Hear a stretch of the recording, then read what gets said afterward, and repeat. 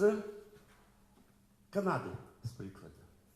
Ну, вот есть Канада, есть, значит, там напалам, полова. Уже заканчивается? Добрый,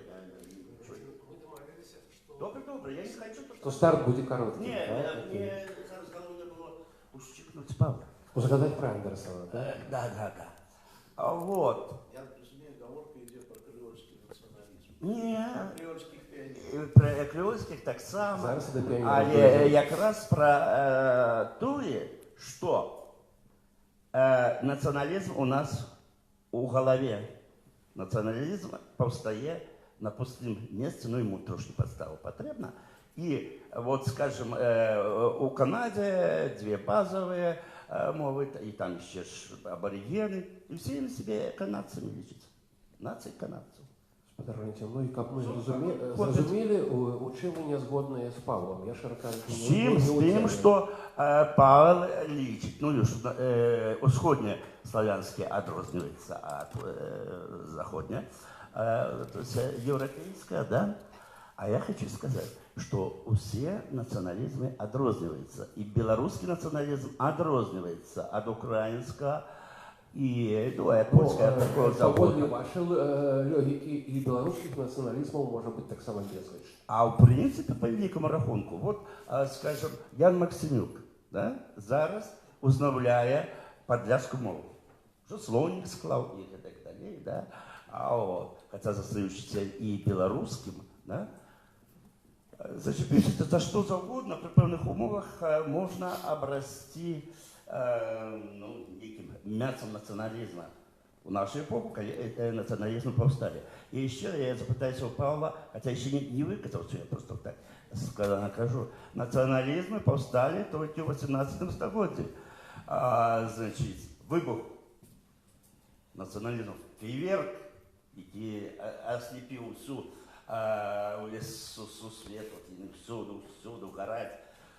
Пишуть, але слухайте, да, скажем, французская революция относно того самого Смита, ну хай собі і раніше націоналізму не було. Тисячогоддя чоловічество жило без націоналізму, або вовле, да? А вот. Господар Валентин, то бок, пробачте, вы нам доводите про адносность яких завгодно дефініцій, тим більше тих, які тичуться менавіта нашої сьогоднішньої теми, коли я вас правильно зрозумів. Ну, в принципі, разом з тим, я сам, это самый виник белорусского национализма. Окей, пусть давайте мы тут пока припинимся и слово вашему оппоненту. Ну, першая ремарка адносно того, что вось до 18 стагоддзя нацыяналізму не было. Ну, правильно не было. Нацыяналізм – гэта тыповая праява эпохи модерна. Его, в принципе, до модерна быть не могло. Хотя есть некоторые доследчики, Джон Армстронг, якія лічаць, што нацыяналізм існаваў яшчэ ў часы фараонаў. Вось, ну, Армстронг, ён усё ж такі ў адзіноце. А адносно того, што кожны нацыяналізм унікален. Гэта безумоўна так, але тым не менш ёсць пэўныя нацыяналізмы, якія ўсё ж такі падобныя паміж сабою.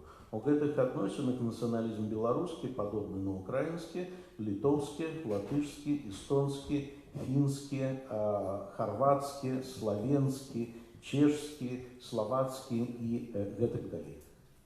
Тое, што тычыцца Канады, вось хоць там і не іспанская мова, але гэта тыповы прыклад крэольскага нацыяналізму.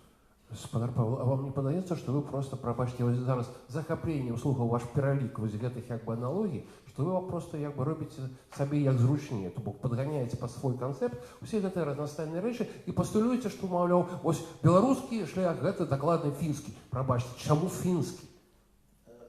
Я згодны, што я падганяю, толькі я не ў адзіноце.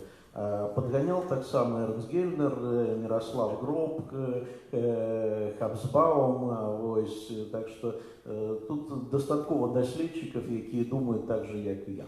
Ну, гэта суцяшае, натуральна, але з другога боку, вы нам толькі што у сваёй выступнай прамове даводзілі менавіта пра тое самае, пра што казаў гаспадар Валентин, пра адноснасць вось гэтых жорсткіх дэфініцый падзелу на ўсходні і заходні нацыяналізм. А зараз вы робіце фактычна тое самае. Вы ў жорсткую канцэпцыю заганяеце вось гэты вельмі разнастайны пярэсты матэрыял.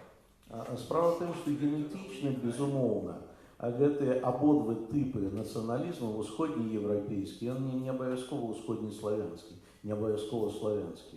Усходнееўрапейскі, заходнееўрапейскі, яны розныя. Заходнееўрапейскі ствараўся ў межах устойлівых дынастычных дзяржаў, якія існавалі стагоддзямі.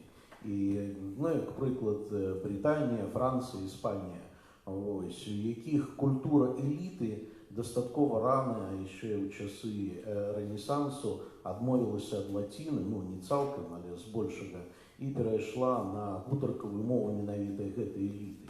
І пазней гэтыя нацыі будаваліся, ну, такім шляхам зверху вниз. То есть культура эліты станавілася нарматыўнай, вось, з дапамогой якой мясцовага тутэйшага дзікуна селяніна пераўтваралі у высокаразвітую істоту, прыдатную для эпохі мадэрна.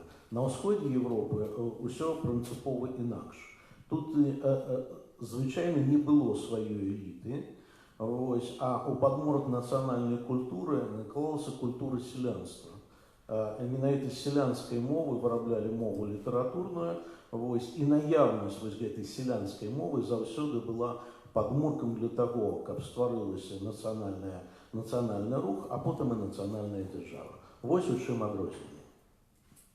А при чым тут аўтарытарызм? Выбачайце. Ёсць пытанне з залі. Добра, ну тады можам як бы больш вольным фармаце. Давайте реплику и Владимир. Веронику, за выключением Польши. Польская культура была высокая культура. Они показали про усход.